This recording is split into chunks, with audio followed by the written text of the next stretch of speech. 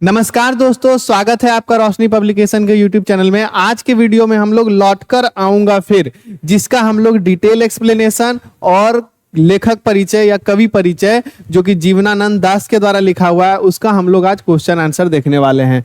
लौटकर आऊंगा फिर, इसका हम लोग हर जो भी आपका गद्य हो चाहे पद्य हो, हर एक गद्य या पद्य का हम लोग 2 पार्ट में कंप्लीट कर रहे हैं। एक में हम लोग रख रहे हैं आपका लेखक परिचय और उसका डिटेल एक्सप्लेनेशन, उस स्टोरी में क्या है, उस कविता में क्या है, उस निबंध में क्या है, उस पद में क्या है, इन सभी का एक डिटेल एक्सप्लेनेशन विथ लेखक इंट्रोडक्शन एक पार्ट में रहता है। और अगले पार्ट में हम लोग क्वेश्चन आंसर को देखते हैं, क्वेश्चन आंसर पे डिस्कशन करते हैं, आंसर राइटिंग पे डिस्कशन करते हैं। उसी में हम लोग जीवनानंद दास के द्वारा लिखी हुई लौटकर आऊंगा फिर, बंगाल के कवि हैं और रविंद्रनाथ टैगोर के बाद बंगाल के दूसरे सबसे बड़ी कवि के रूप में इन्हें जाना जाता है। उनके द्वारा लिखी हुई एक कविता है लौटकर आऊंगा फिर, जो कि मातृभूमि पे प्रेम को दर्शाता है, बंगाल की हरियाली को दर्शाता है, बंगाल के परिवेश को दर्शाता है। वैसी कविता का एक ऐसी कविता है जिसमें बंगाल का आपको दर्शन करने को मिलता है और बंगाल के प्रति कवि के प्रेम को देखने को मिलता है। देश के प्रति प्रेम क्या होना चाहिए, मातृभूमि के प्रति प्रेम क्या होना चाहिए, उस कविता के माध्यम से आपको जो देखने को मिलती है। जो लोग detail explanation, line by line explanation, word by word explanation नहीं देखे हैं हमारे पिछले वीडियो को, पहले जाके आप उससे देख लीजिएगा। आपको हमारे प्लेलिस्ट में, हिंदी के प्लेलिस्ट में ये पूरा चैप्टर विथ लेखक परिचय, जीवनानंद दास के का जो लेखक परिचय है उनका पूरा आपको मिल जाएगा। साथ ही साथ आज का जो वीडियो है हमारा क्वेश्चन आंसर वाला है, इसको हम लोग शुरू करते हैं। इसके बाद आपका जो है यहाँ पे देख सकते हैं, जो भी आपके बुक में जो भी क्वेश्चन है, आपके बुक में जितना भी क्वेश्चन है, शायद 8 से 9 क्वेश्चन है आपका स्वप्रसंग व्याख्या तक, सारे क्वेश्चन का आंसर डिटेल डिस्कशन आज के वीडियो में हम लोग करने वाले हैं। कवि किस तरह से बंगाल में एक दिन लौटकर आने की बात करते हैं, यहाँ से लेके आपका स्वप्रसंग व्याख्या तक, वो सभी क्वेश्चन का आंसर हम लोग आज देखने वाले हैं। चलिए आज की इस वीडियो की शुरुआत करते हैं। साथ ही साथ जो भी बच्चे नए जुड़े हैं उनके लिए, अगर आप नहीं जानते हैं, रोशनी पब्लिकेशन का कैप्टन गोधुली हमारे तरफ से हमारा जो पब्लिकेशन है, विगत 17 सालों के एक्सपीरियंस के साथ आपके लिए लेके आई है कैप्टन गोधुली। इसके अलावा और भी बुक है जिसका डिस्कशन हम लोग वीडियो के एंड में कर लेंगे। आज का जो हमारा पूरा कंटेंट, पूरा क्वेश्चन आंसर, अगर आप एक बुक के फॉर्म में लेना चाहते हैं तो वो आप ये बुक ले सकते हैं, रोशनी पब्लिकेशन का कैप्टन गोधुली पार्ट 2। इसमें इस बुक को लेने के बाद आपको और कोई भी बुक लेने की आवश्यकता नहीं पड़ेगी, कोई भी बुक लेने की आवश्यकता नहीं है। इसमें क्या मिलेगा आपको, क्वेश्चन आंसर तो मिलेगा ही, जो भी हम आज लोग डिस्कशन करेंगे वो सारा क्वेश्चन आंसर तो मिलेगा। साथ ही साथ आपके बुक का जो भी कंटेंट है, चाहे आपका लेखक परिचय हो, पूरा कविता हो, पूरी कहानी हो, पूरी निबंध हो, वो सभी चीज आपको इसमें देखने को मिलेगी। श्रम विभाजन और जाति प्रथा, पूरा जो चैप्टर है वो सब होगा। साथ ही साथ उसका क्वेश्चन आंसर होगा। फिर उसका भाषा ज्ञान एक होता है ना आपका, व्याकरण वाला पोर्शन हर एक चैप्टर में है, वो भी आपको इसमें सॉल्व किया हुआ मिलेगा। साथ ही साथ जो अगर आप पोएट्री वाला पद्य खंड में जाते हैं तो आपके जो अलग अलग जो पद हैं उन सभी का एक्सप्लेनेशन, सबका डिटेल में हिंदी में एक्सप्लेन किया हुआ बिल्कुल आपके शब्दों में, ताकि आप हर एक सब्जेक्ट को, हर एक चैप्टर को पढ़ते जाए और उसको साथ ही साथ समझते जाए। ऑल इन वन बुक है हमारा। इसको हमारे आप ऑफिशियल वेबसाइट, फ्लिपकार्ट, अमेजॉन या फिर अपने नजदीकी बुक स्टोर से जाके परचेज कर सकते हैं। बैक टू आवर क्वेश्चन, ज्यादा लेट ना करते हुए, पहला जो क्वेश्चन था हमारा, कवि किस तरह से बंगाल में एक दिन लौटकर आने की बात करते हैं। बहुत तरह से कवि आने की बात करते हैं कि मैं बहुत अलग अलग रूप लेके आना चाहूंगा। मैं अगर धरती पे मेरा जन्म हुआ तो कहाँ आना चाहूंगा, बंगाल आना चाहूंगा। बेसिकली ये जो कविता है, बेसिकली ये जो ट्रांसलेट किया हुआ है, जो कि आपके बांग्ला भाषा में है, बांग्ला भाषा से हिंदी में ट्रांसलेट किया गया है। और वो जो ट्रांसलेट करने का काम जो किया है किनके, प्रयाग शुक्ल के द्वारा, किनके, प्रयाग शुक्ल के द्वारा ये आपको हिंदी में, बांग्ला से हिंदी में ट्रांसलेट करके मिला हुआ है। तो चलिए सबसे पहले क्वेश्चन पे हम लोग चलते हैं। किस किस रूप में आने की बात करते हैं, आंसर की बात करें तो आप इस तरह से लिख सकते हैं। कहाँ गया, कवि ऐसे बंगाल में एक दिन लौटकर आने की बात करते हैं। कवि कैसे बंगाल में, जहां धान के खेत लहराते हों, जहां कल कल करती नदियां बहती हों, अर्थात कवि प्राकृतिक श्री संपदा से संपन्न, कवि किस तरह से बंगाल में एक दिन लौटकर आने की बात करते हैं। कवि कहते हैं कि वैसा बंगाल जो प्राकृतिक सौंदर्य से परिपूर्ण हो, जहां धान के खेत लहलहा रहे हो, जहां कलकल करती नदियां, हर एक धान के खेत के बगल में कलकलाती हुई नदियां, बिल्कुल जल से भोर विभोर हुई नदियां हो, और हरियाली भरे बंगाल में आने की कल्पना करते हैं और किस किस रूप में, कौवे के रूप में, हंस के रूप में, सारस के रूप में, भले हम मनुष्य के रूप में न, लेकिन हम पक्षी के रूप में भी कहाँ, बंगाल में जन्म लेना पसंद करेंगे। तो इस तरह से आप अगर आंसर लिखना चाहें शॉर्ट में, आप ऐसे लिख सकते हैं। कैसे लिख सकते हैं? कवि ऐसे बंगाल में एक दिन लौट कर आने की बात करता है जहां धान के खेत लहराते हों, जहां कलकल करती नदियां बहती हों, अर्थात कवि प्राकृतिक श्री संपदा से संपन्न बंगाल में लौटकर आने की बात करता है। आई होप यहां तक कोई दिक्कत नहीं। दूसरा क्वेश्चन पे चलते हैं हम लोग। कवि अगले जीवन में क्या क्या बनने की संभावना व्यक्त करते हैं और क्यों? जब हम लोग इसका आपका क्या बोलते हैं एक्सप्लेनेशन वाला वीडियो आप कर रहे थे, तो एक साइड में मैंने लिख लिया था कि क्या क्या बन के कवि आना चाहते हैं। आबाबील बन के आना चाहते हैं। आबाबील क्या है? एक पक्षी है। कौवा बन के आना चाहते हैं, हंस बन के आना चाहते हैं, सारस बन के आना चाहते हैं, उल्लू बन के आना चाहते हैं और बच्चा बन के आना चाहते हैं, नाविक बन के आना चाहते हैं। बहुत सारी चीज बन के आने की संभावना व्यक्त करते हैं कि भले हम इंसान के रूप में ना आए, लेकिन हम अलग अलग रूप में आएंगे, लेकिन बंगाल में आएंगे। तो और क्यों क्यों कवि अपने अगले जीवन में आबाबील, उल्लू, कौवा, सारस, बच्चा, नाविक आदि बनने की संभावना व्यक्त करता है। सारा चीज है। सबसे पहले क्या बनने की बात करता है? आऊंगा मैं कभी आबाबील बनकर। लिखा हुआ है आपका इस बुक में। रोशनी पब्लिकेशन का ही हमारे ही पब्लिकेशन का बुक है। इसमें आपको सारा ये जो पोएट्री देख रहे हैं आप यहाँ, अगर आपको दिख रहा हो तो ये आपका पूरा पोएट्री लाइन दिया हुआ है, उसके नीचे आपको शब्दार्थ और भावार्थ दिया हुआ है। इस तरह से आपको ये बुक मिलेगा। इधर आपका जीवनानंद दास का परिचय है। तो इसी बुक के रेफरेंस से आपका जो भी आपका क्वेश्चन आंसर होगा, क्वेश्चन आंसर देना चाहते हैं तो ये सारा क्वेश्चन आंसर आपको यहाँ देखिए, बिल्कुल क्वेश्चन आंसर आपको यहाँ पे देखने को मिलेगा। यहाँ पे आपको सारा क्वेश्चन आंसर मिल जाएगा। साथ ही साथ आपका और क्या मिलेगा, जो भी आपके बुक का कंटेंट है ये सभी आपको मिलेगा। एक एक यहाँ आपका पोएम है, उसके नीचे ठीक आपका और उसका अर्थ है, तो सारा आपको डिटेल में एक्सप्लेन किया हुआ मिलेगा। तो आप एक ही बुक के जरिए आप क्या करेंगे, आपका पूरा सिलेबस आप कवर कर सकते हैं। तो क्या क्या बन के आना चाहते हैं? तो होऊंगा मनुष्य तब होऊंगा आबाबील, भले ही मैं मनुष्य ना हूं, आबाबील, उल्लू, कौवा, सारस, बच्चा, नाविक आदि बनने की संभावना व्यक्त करता है। क्यों? क्योंकि वह किसी भी पूरे रूप में पुनर्जन्म लेकर अपनी मातृभूमि में ही वापस आना चाहता है। कि क्या है, भले आप क्या करें, हे भगवान, वो व्यक्त क्या करते हैं, भगवान से अगर हम जाएंगे, हम प्रार्थना करेंगे, क्या करेंगे, हे भगवान आप हमको किसी रूप में बना दीजिए, आप हमको कोई पक्षी बना दीजिए, कौवा बना दीजिए, आप हमको आबाबील बना दीजिए, उल्लू बना दीजिए, सारस बना दीजिए, बच्चा बना दीजिए, नाविक बना दीजिए, लेकिन भेजिए हमको प्लीज बंगाल में ही, भेजिए हमको बंगाल में ही। इस तरह की भावना व्यक्त करते हैं कौन? जीवनानंद दास। जीवनानंद दास कवि जो हैं, लौट कर आऊंगा फिर के कवि कौन है?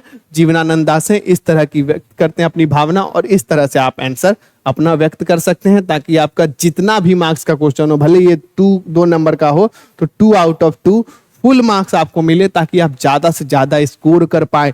ज्यादा से ज्यादा जब आप स्कोर कर पाएंगे तो ज्यादा से ज्यादा आपके जब ग्रैंड टोटल जब आपका बड़ा बनेगा तो आपके जिले में, आपके विद्यालय में, आपके राज्य स्तर पर जब आपके नाम होंगे, तभी ये हमारा इस चैनल बनाने का उद्देश्य कंप्लीट होगा। दूसरे के बाद तीसरा नंबर क्वेश्चन आ जाते हैं। क्या है? अगले जन्म में बंगाल में आने की क्या सिर्फ कवि की इच्छा है? स्पष्ट कीजिए। क्या बंगाल में आने की इच्छा सिर्फ कवि की है? क्या आप बोल सकते हैं यहां बंगाल की जगह मातृभूमि, क्या कर सकते हैं? मातृभूमि। इस क्वेश्चन का जो आशय है कि मातृभूमि पर अगले जन्म में पुनः जहां हमारा जन्म हुआ, जो हमारा गांव है, जो हमारे माता पिता हैं, जैसे हमारे आसपास लोग हैं, क्या अगले जन्म में फिर से उसी मातृभूमि को पाने की इच्छा सिर्फ कवि की होती है या किन्हीं और की भी? हमारी भी होती है, आपकी भी होती है। क्वेश्चन यही कह रहा है कि अगले जन्म में बंगाल में आने की क्या सिर्फ कवि की इच्छा है, यानी अपनी मातृभूमि में जन्म लेने की इच्छा कि सिर्फ कवि की हो या और भी किसी को है? कैसे लिख सकते हैं? नहीं, यह कवि के साथ साथ जन साधारण की भी इच्छा है। और भी लोग चाहते हैं कि अगला जन्म हो तो इसी भूमि पर हो, अगला जो जन्म हो इसी भारत भूमि पर हो। अगर आपसे कोई पूछेगा भारत से अच्छा आप कहाँ जन्म लेना चाहेंगे, तो आप भारत के अलावा किसी को नहीं चुन सकते। क्यों? क्योंकि भारत ही ऐसा देश है जो पूरे विश्व में सबसे प्यारा है। अगर किसी भी भारत के किसी भी व्यक्ति को, चाहे वो गरीब हो, अमीर हो, चाहे किसी भी प्रकार का व्यक्ति हो, अगर आप उससे पूछने जाएंगे अगला जन्म में आपको कोई और दूसरा देश ऑप्शन में मिले, आप किस में जाना चाहिएगा, वो कहेंगे भारत में ही। क्यों? क्योंकि देखिए समस्या सभी देशों में है, लेकिन भारत ही एक ऐसा देश है जो समस्याओं का समाधान करना जानता है। ठीक है, तो क्या है, यह जनसाधारण की इच्छा है, हर प्रकृति प्रेमी देशभक्त की इच्छा है क्या, कि अगले जन्म में वह अपनी मातृभूमि में ही जन्म ले सके। जब मैं एक्सप्लेनेशन वीडियो कर रहा था उस समय मैंने आपको बताया था कि मर्यादा पुरुषोत्तम श्री राम जी भी कहे थे, जब उन्होंने लंका पर विजय प्राप्त कर ली थी और जब विभीषण के द्वारा कहा गया था कि हे प्रभु आप लंका विजयी हैं, आप लंका के नए राजा हैं, आप यहाँ पे राज कीजिए, यहाँ के लोगों के साथ यहाँ के लोगों पे शासन कीजिए।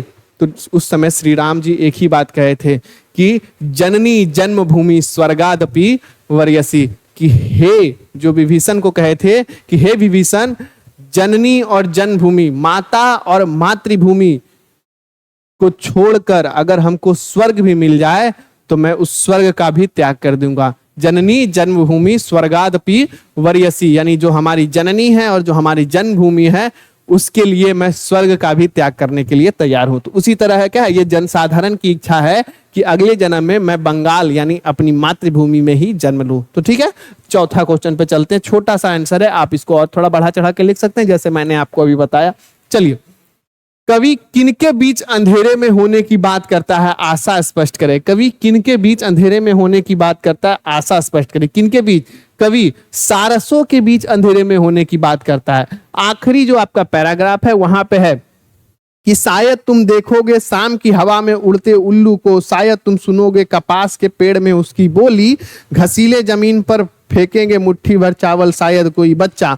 ये आपका जो आखिरी पैराग्राफ है वो है। और देखोगे रूपस के गंदले पानी में नाव लिए जाते एक लड़के को, उड़ते फटे पाल की नाव। अब जो हमारा क्वेश्चन का लाइन है, अंधेरे में रहने की बात किसकी करता है? लौटते होंगे रंगीन बादलों के बीच सारस, अंधेरे में होऊंगा उन्हीं के बीच देखना तुम। अंधेरे में होऊंगा उन्हीं के बीच, किनके बीच? सारस के बीच। कवि सारसों के बीच अंधेरे में होने की बात करता है। पक्षी सारस जो कि क्रोंच पक्षी है, देखने में बहुत सुंदर लगता है। जो सारस पक्षी है बहुत देखने में सुंदर लगता है, जो सायंकाल सूर्यास्त के बाद झुंड में अपने निवास स्थल की ओर लौटता दिखाई पड़ता है। सारस क्या होता है? रात में आराम से अपने निवास स्थान पर, देखिएगा अगर आप रात में कभी कभी छत पे सोइएगा तो कभी कभी देखिएगा रात में आपको उल्लू तो खैर अगर रेयर हो तो दिख जाएगा, लेकिन अगर सारस, एक पूरा पक्षी का झुंड आपको आसमान में कभी कभी दिखने को मिलेगा, वही सारस होता है जो अपने घर में लौटते हुए दिखाई पड़ता है। कवि संभावना व्यक्त करता है कि मैं उन सारसों के बीच भी हो सकता हूं, अगर अगले जन्म में मैं बंगाल में जन्म लूंगा तो उन सारसों के रूप में भी ले सकता हूं और उन सारसों के बीच में भी रहूंगा। कैसे लिखिएगा? ऐसे लिखिएगा, स्क्रीनशॉट ले लीजिएगा। और ये आप पूरा आंसर अगर आप चाहते हैं बुक के फॉर्म में, तो मैंने आपको ऑलरेडी बताया ही, रोशनी पब्लिकेशन का कैप्टन गोदली कहां मिलेगा? हमारे रोशनी पब्लिकेशन के ऑफिशियल वेबसाइट पे, फ्लिपकार्ट पे, अमेजॉन पे, अपने नजदीकी बुक स्टोर पे, और इन सब का लिंक आपको कहां मिलेगा? हमारे डिस्क्रिप्शन बॉक्स पे। 4 के बाद 5वां नंबर क्वेश्चन फटाफट। कविता की चित्रात्मकता पर प्रकाश डालिए। कविता के चित्रात्मकता पर प्रकाश डालिए। बहुत लंबा आंसर होने वाला है, थोड़ा सा। क्यों?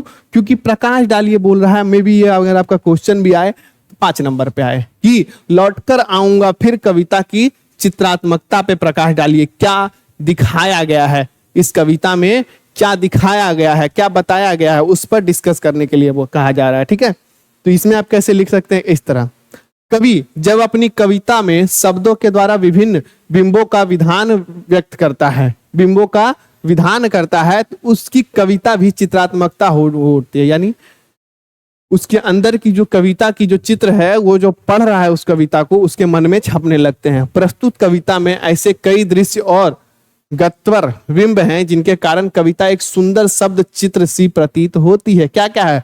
बंगाल में बहती नदियां। जब आप ये कविता पढ़िएगा तो बहुत बार नदियों का जिक्र हुआ है, बहुत बार हरे भरे खेत खलियानों का जिक्र हुआ है। बहती नदियां, पानी में तैरता हंस, धान के लहलहाते खेत, उस धान खेती में अबाबिल चिड़िया, कटहल की छाया और उड़ता हुआ कौवा, पाल के सहारे चलती हुई नाव, बादलों में उड़ते सारस तथा किशोरी के पैर में बंधे घुंघरू, सब मिलकर रूप, रस, गंध तथा जीवंत चित्रों की रचना कर सकते हैं। सब मिलकर क्या? क्या किसका किसका रचना कर सकते हैं? रूप, रस, गंध तथा जीवन का चित्रों का चित्रण कर सकते हैं, जिसमें बंगाल की एक संपूर्ण सभ्यता, संस्कृति और अपनी सभी विशेषताओं का साथ अभिव्यक्त हो सकती है। बहुत सारे बच्चे को इस क्वेश्चन में दिक्कत होता है, बहुत सारे बच्चों को इस क्वेश्चन में दिक्कत होता है। तो इस क्वेश्चन का आंसर आज आपको मिल गया है। यहां से लीजिए स्क्रीनशॉट और आराम से अपने फेयर कॉपी, अपने रफ कॉपी में नोट डाउन कर लीजिए। और अगर चाहते हैं वही बुक के फॉर्म में लेना तो हमारे ऑफिशियल वेबसाइट पे विजिट कीजिए। इसके बाद अब आगे छठे नंबर पे, 6th पोजीशन पे, कविता में आए बिंबों का सौंदर्य स्पष्ट कीजिए। इस क्वेश्चन में भी प्रॉब्लम होता है बहुत सारे बच्चों को कि भैया ये भी क्या करने बोल रहा है, कविता में आए बिंबों के सौंदर्य को स्पष्ट कीजिए। यानी ये जो आपके क्या है, चित्रात्मकता, उसी का जो सौंदर्य क्या है उसको स्पष्ट करने के लिए बोल रहा है। क्या है? कवि ने कविता में विभिन्न बिंबों का चित्रण कर कविता में सौंदर्य के 4 चांद लगा दिए। क्या क्या? जैसे बहती नदियां। क्या क्या बिंब है? बहती नदियां। बिंब यानी फोटो। क्या? फोटो। बिंब यानी फोटो। धान की खेत। क्या क्या आप जब ये कविता पढ़ते हैं तो क्या क्या चित्र बनता है आपके मन में? तो धान, बहती नदियों का, धान के खेत का चित्र बनता है। भाड़ की पक्षी का फुदकना, सुबह के समय कौवे के धान के खेत से कटहल के पेड़ तक पेंग भरना, नदी में पाल युक्त नाव लेकर चलना, किशोरी के समान हंस का जल क्रीड़ा करना, कपास के पेड़ पर सैया काल में उल्लू का बोलना, सूर्यास्त के समय सारस पक्षी के समूह का उड़ना। ये सभी क्या है? बिंब हैं जो इस कविता के, ये सभी क्या है? परिदृश्य हैं। कोई भी चीज अगर हम पढ़ते हैं तो मन में एक चलते रहता है, एक फ्रेम बनते रहता है, एक फोटो बनते रहता है। वही बिंब क्या है यहीं पे इस कविता में, ये सभी बिंब, ये सभी फोटो हमें बनते हुए दिखाई पड़ते हैं। जब हम पढ़ते हैं तो एक चीज हम एनालाइज करते हैं, हम सोचते हैं कि क्या क्या हो रहा है। कभी कहता है कि हम धान के खेत में होंगे, कभी हम उल्लू बन के उड़ेंगे, कभी हंस, कभी सारस पक्षी होंगे, कभी हंस होंगे, कभी हंस बन के पूरा दिन उनके तालाब में हम लोग हम तैरा करेंगे। तो इस तरह की बात कहते हैं और इस तरह के बिंब बनते हैं। और इसका सौंदर्य सिर्फ सोचने में ही बहुत सुहावना लगता है। सौंदर्य क्या? सोचने में ही बहुत सुहावना लगता है। जब आप इसको सामने रहिएगा मजा आ जाएगा देख के। ठीक है, तो आई होप आपको ये भी चीज समझ में आएगी क्या क्या बिंब बन रहे हैं। ये सभी बिंब बनते दिखाई पड़ते हैं। प्रत्येक बिंब आप इसमें अगर आप जोड़ना चाहें तो ऐसे कर सकते हैं क्या कि प्रत्येक बिंब अति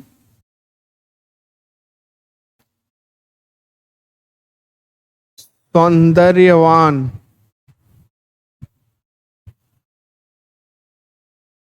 लगता है।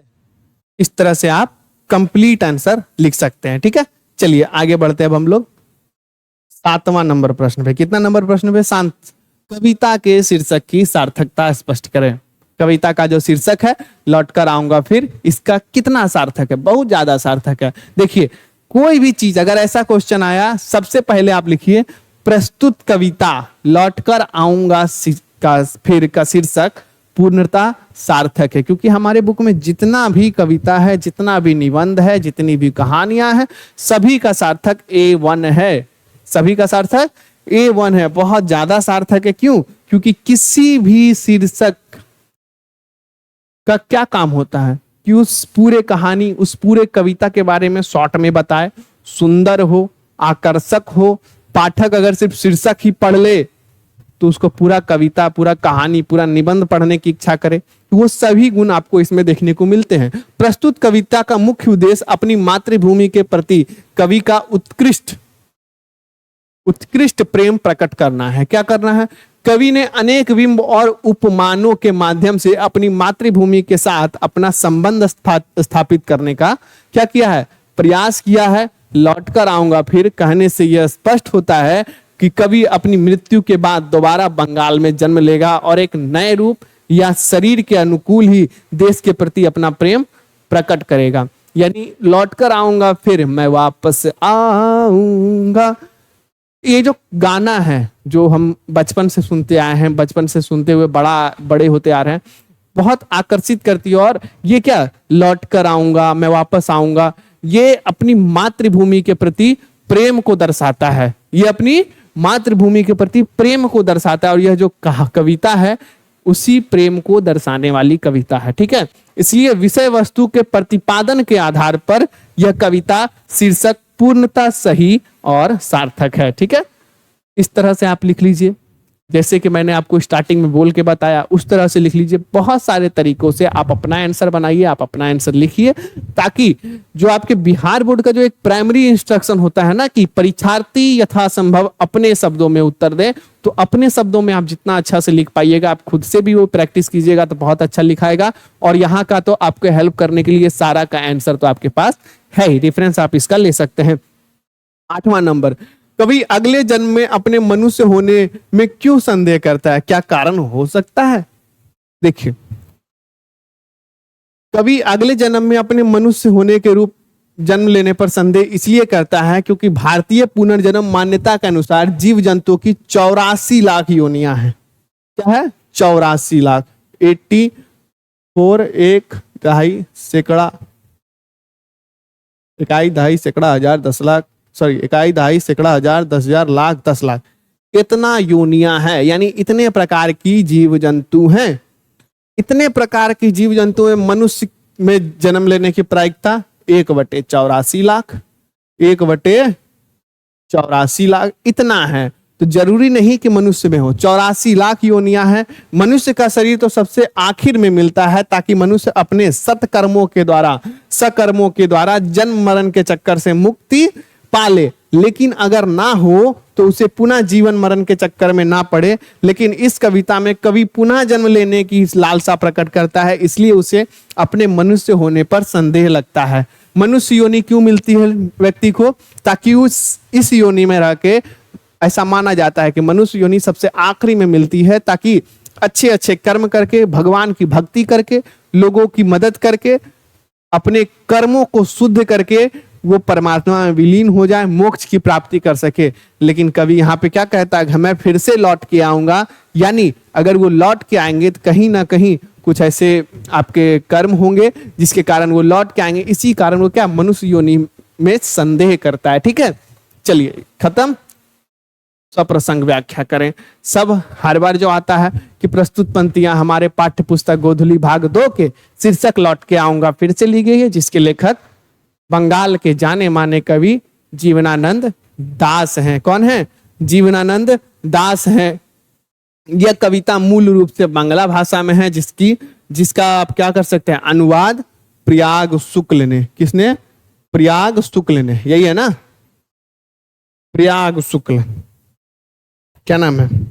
हाँ, प्रयाग शुक्ल के द्वारा किया गया है। चलिए, तो इस तरह से तो आप लिख सकते हैं एक लंबा चौड़ा, लेकिन अगर आप शॉर्ट में लिखना चाहें तो कैसे लिख सकते हैं? ऐसे लिख सकते हैं कि प्रस्तुत पंक्तियां जीवनानंद दास द्वारा रचित लौट कर आऊंगा फिर शीर्षक से उद्धत है। इस अंश में कवि यह आशा व्यक्त करता है कि यह अपने अगले जन्म में हंस के रूप में जन्म लेकर पुनः अपनी मातृभूमि बंगाल में ही लौट कर आएगा और किसी घुंघरू बांधे हुए लाल कोमल पैरों वाली किशोरी के समान दिन भर उसका जलधारा में तैरता रहेगा। बनकर शायद हंस में किसी किशोरी का घुंघरू लाल पैरों में तैरता रहूंगा, बस दिन भर पानी में गंद जहां होंगे हरी भरी घास के। क्या अपेक्षा करता है कि भले मैं बंगाल वापस आऊं, जीवन के बाद पुनर्जन्म लेकर मैं बंगाल वापस आऊं तो शायद मैं मनुष्य नहीं रहूंगा, लेकिन मनुष्य के अलावा मैं हंस हो सकता हूं जो किसी किशोरी का होगा, और उस किशोरी का जो हंस है, वह जो हंस है यानी मैं,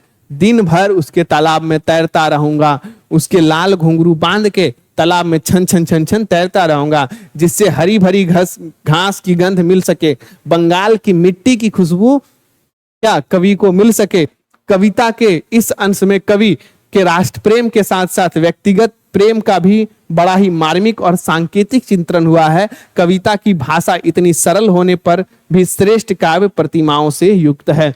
कविता की भाषा बहुत सरल है लेकिन फिर भी श्रेष्ठ काव्य प्रतिमा से युक्त है, यानी कविता की जो आप बोल सकते हैं जो इच्छा है वो उभर के बाहर आ रही है। क्या है? उभर के बाहर आ रही है। मतलब आप सिंपल शब्दों का यूज करके एक बहुत अच्छी कविता का चित्रण जो है जीवनानंद दास ने किया है। चलिए आगे बढ़ते हैं हम लोग। दूसरा है, खेत हैं जहां धान के बहती नदी के किनारे, फिर लौट कर आऊंगा एक दिन बंगाल में। सबका पहला पैराग्राफ का पहला लाइन है, पहला पैराग्राफ का आपका पहला लाइन है। कभी इसमें भी वही आप लिखेंगे कि प्रस्तुत पंक्तियां लौट कर आऊंगा फिर शीर्षक कविता के इस अंश में कवि यह निश्चय व्यक्त करता है कि अगले जन्म में किसी ना किसी रूप में नदियों के किनारे लहराते धान के खेत में अपनी मातृभूमि बंगाल में ही लौटकर आएगा। एश्योर करता है, क्या करता है? एश्योर करता है कि खेत हैं जहां धान के, कौन से बंगाल में? जहां धान के खेत हैं, जहां बहती हैं नदियां, जिसके धान के खेत के किनारे नदियां बहती है, फिर वहीं लौट कर आऊंगा एक दिन बंगाल में। यहाँ अनेक सुंदर सुंदर चित्रों और सांकेतिक भाषा के माध्यम से बंगाल के प्राकृतिक सौंदर्य और कृषि संबंधी विशिष्टताओं की सटीक चित्रण हुआ है। कृषि संबंधी विशिष्टताओं का सटीक चित्रण हुआ है। तो आई होप ये आपका शायद 9 का ख आखिरी क्वेश्चन है। अच्छा लगा होगा। सारा क्वेश्चन का आप लोग स्क्रीनशॉट ले लीजिए। स्क्रीनशॉट लेके आप अपने कॉपी में नोट डाउन कीजिए। पूरा question answer with explanation video आपका हिंदी का कंप्लीट हो गया है। हिंदी हम लोग इसके बाद एक पद सेक्शन बचा हुआ है, एक कविता वाला पार्ट बचा हुआ है, जिसको हम लोग अगला वीडियो में निपटा देंगे और आपका पूरा पद्य खंड खत्म हो जाएगा। इसके बाद आपका गद्य खंड भी 2 चैप्टर बचा हुआ है, वो भी इसके जस्ट बाद आपको पूरा, जब हिंदी का आपका बुक वाला पोर्शन खत्म हो जाएगा, एक वर्णिका बचा होगा और ग्रामर का ट्रांसलेशन। ग्रामर का भी कुछ पोर्शन हम लोग स्टार्ट कर दिए हैं, धीरे धीरे हम लोग उसमें भी आगे बढ़ेंगे। यानी टाइम से पहले आपका सिलेबस कंप्लीट हो जाएगा। और उसके बाद जैसे कि अभी आपका चल रहा है, हर शाम को 6 बजे से जो आपका स्टार्ट होता है live class online objective practice set का, साथ ही साथ आपका प्रीवियस ईयर क्वेश्चन भी आएगा जल्द ही। इन सभी का प्रैक्टिस सेट करते हुए हम लोग 2026 के लिए बिल्कुल मजबूती से तैयार रहेंगे दोस्तों। 2026 के लिए क्या करेंगे? मजबूती से तैयार रहेंगे और आगे फिर इसी तरह बहुत अच्छा अंक अर्जित करके और अपनी आगे की पढ़ाई स्टार्ट करेंगे। ठीक है, तो आई होप आज का सेशन आपको बहुत अच्छा लगा होगा, बहुत मजा आया होगा। जाते जाते जैसे कि मैंने आपको बताया था वीडियो के एंड में, रोशनी पब्लिकेशन के द्वारा बहुत सारी बुक है आपका, हिंदी की, इंग्लिश की, संस्कृत की, तीनों की, दोनों पार्ट में, गोधुली हो, वर्णिका हो, प्यूसम हो, द्रुतपाठाय हो या इंग्लिश रीडर हो या पनोरमा हो, सभी बुक आपको अवेलेबल मिलेंगे, सभी बेस्ट फीचर के साथ। एक एक बुक का, सभी बुक को समझाने का प्रयास किया गया, आपके सिलेबस को समझाने का प्रयास किया गया, आपके चैप्टर को समझाने का प्रयास किया गया हमारी इस रोशनी पब्लिकेशन के बुक के माध्यम से। गोधुली में आपको मिलेगा सारा चैप्टर आपको वेल एक्सप्लेन, साथ ही साथ क्वेश्चन आंसर। संस्कृत में बात करें, सभी संस्कृत का नीचे अच्छे से एक्सप्लेन किया हुआ, संस्कृत की लाइन का हिंदी में एक्सप्लेनेशन, हिंदी में ट्रांसलेशन, इंग्लिश में भी हिंदी में एक्सप्लेनेशन, हिंदी में ट्रांसलेशन, साथ ही साथ पूरा क्वेश्चन आंसर हिंदी का हो, संस्कृत का हो, इंग्लिश का हो, सभी सॉल्व आपको मिलेंगे, ताकि आप उसका रेफरेंस लेके अच्छे से अपनी तैयारी कर सके, अच्छे से अपना क्वेश्चन आंसर तैयार कर सके। यानी आपका जो 600 मार्क्स का जो एग्जाम होता है इंग्लिश इंक्लूड करके, उनमें से इंग्लिश इंक्लूड करके जो आपका 600 मार्क्स का जो एग्जाम होता है, उनमें से आपका क्या 300 मार्क्स यहाँ पे सिक्योर हो जाएगा। ठीक है, तो आई होप आपको ये चीज समझ में आ गया होगा। इसी तरह आगे हम लोग बात करेंगे एसएसटी का। रोशनी पब्लिकेशन का एसएसटी का भी बुक है, सेम फीचर के साथ सभी चैप्टर्स आपको एज इट इज मिलेंगे, साथ ही साथ विद क्वेश्चन आंसर सॉल्व। सारे क्वेश्चन आंसर आपको इसमें साथ ही साथ सॉल्व किए हुए मिलेंगे और जो भी आपके बुक के जो भी पोर्शन है, जो भी आपके इंफॉर्मेशन है, सभी मिलेंगे। यानी एक कंप्लीट बुक है, ऑल इन वन, चाहे वो हिस्ट्री हो, पॉलिटी हो, इकोनॉमिक्स हो, ज्योग्राफी हो, सभी आपको एक साथ A1 क्वालिटी में आपको देखने को मिलते हैं, सभी रोशनी पब्लिकेशन के कैप्टन सीरीज के अंतर्गत। अब जैसे कि हम लोग बात कर रहे हैं कि आपका सिलेबस टाइम से पहले खत्म हो जाएगा, टाइम से पहले आपका सिलेबस खत्म हो जाएगा, कंप्लीट हो जाएगा, तो उसमें आपको क्या करना है? तो अब जैसे ही आपका सिलेबस कंप्लीट होगा, जैसे ही आपके सारे चैप्टर्स कंप्लीट होंगे, हम लोग चैप्टर वाइज ऑब्जेक्टिव जो प्रैक्टिस सेट ला रहे हैं, जैसे कि मैंने आपको बताया था, ऑब्जेक्टिव क्वेश्चन आंसर, ये हमारा खुद का बुक है, इसी के रेफरेंस से बेस्ट बुक है। सारे प्रीवियस ईयर क्वेश्चन और ऑब्जेक्टिव जो आपके इंपॉर्टेंट वो सभी आपके चैप्टर वाइज इसमें है, जिसका रेफरेंस लेके जिसी का सारा ऑब्जेक्टिव क्वेश्चन आंसर हम लोग आज डिस्कस करते हैं, हम लोग शाम के सेशन में डिस्कस करते हैं इसी से। तो अगर आप इसे परचेज करना चाहें, हमारे ऑफिशियल वेबसाइट फ्लिपकार्ट, अमेजॉन या फिर अपने नजदीकी बुक स्टोर पे जाके इसे परचेज कर सकते हैं। हर एक सब्जेक्ट का, हर एक चैप्टर वाइज आपको इसमें सारा सॉल्यूशन ऑब्जेक्टिव क्वेश्चन का आपको देखने को मिलेगा। चाहे सबसे प्रीमियम, जो सबसे ज्यादा इसमें प्रायोरिटी दी गई है प्रीवियस ईयर की, प्रीवियस ईयर के बाद जो जो इंपॉर्टेंट जो आगे आ सकते हैं, उन सभी ऑब्जेक्टिव को इसमें शामिल किया गया है। साथ ही साथ प्रीवियस ईयर क्वेश्चन जो आपका 2011 से लेके 2025 तक का ईयर वाइज आपका क्वेश्चन आंसर इस क्वेश्चन बैंक में होगा। साथ ही साथ अगर आप चाहते हैं भैया ईयर वाइज ठीक है, चैप्टर वाइज भी है क्या? जी हाँ, चैप्टर वाइज भी आपको यहाँ पे देखने की मिलेगा। हमारे पास दोनों बुक अवेलेबल हैं। क्वेश्चन बैंक आप यहाँ पे देख रहे हैं, दोनों है हमारे पास। ये आपका क्या है, ईयर वाइज 2011 से लेके 2025 तक का हर एक सब्जेक्ट का, इतनी मोटी बुक है आपकी, हर एक सब्जेक्ट का आपका इसमें देखने को मिलेगा। साथ ही साथ आप बात करेंगे अगर चैप्टर वाइज, तो 2026 के लिए 2011 से लेके अब तक चैप्टर वाइज सारा क्वेश्चन आपको, दोनों तरह का बुक है। जो भी आपको सुविधा समझ में आए वो इसे आप जाके परचेज कर लीजिएगा। क्रैश कोर्स भी है हमारा। आगे अब हम बात करेंगे 11th एवं 12th के बच्चों के लिए कैप्टन दिगंत, कैप्टन रेनबो हमारे पास अवेलेबल है। इसे भी जाके अगर आप परचेज करना चाहें तो परचेज जरूर से जरूर कीजिएगा। और जाते जाते आपको हमारे ये ऑफिशियल वेबसाइट, अगर आपका लिंक्स एक्टिवेट नहीं हो रहा, वैसे तो होगा, roshnipublication.com, यहां से आप इसे परचेज कर सकते हैं। फ्लिपकार्ट, अमेजॉन का लिंक आपको पता ही है ऑलरेडी, हमारे डिस्क्रिप्शन बॉक्स में मिलेगा ही। तो आज का जो हमारा सेशन है यहीं पे खत्म करते हैं। आखिरी चैप्टर आपका बचा हुआ है पद्य खंड का, इसके बाद गद्य खंड का 2 चैप्टर वर्णिका, फिर ग्रामर, कंप्लीट हिंदी आपका यहां से खत्म हो जाएगा। सभी subject, science, social science, math, Sanskrit तो ऑलरेडी आपका बुक वाला पोर्शन खत्म, उसमें भी ग्रामर बचा हुआ है। सभी सब्जेक्ट आपको यहाँ पे कंप्लीट मिलेगा। जो बच्चे नए जुड़ रहे हैं वो प्लेलिस्ट में जाके और सारे वीडियो को एक बार चेकआउट कर लीजिएगा, एक बार सारे वीडियो को देख लीजिएगा। तो आज का इस सेशन में इतना ही, मिलते हैं अगले वीडियो में। तब तक के लिए जय हिंद, जय भारत।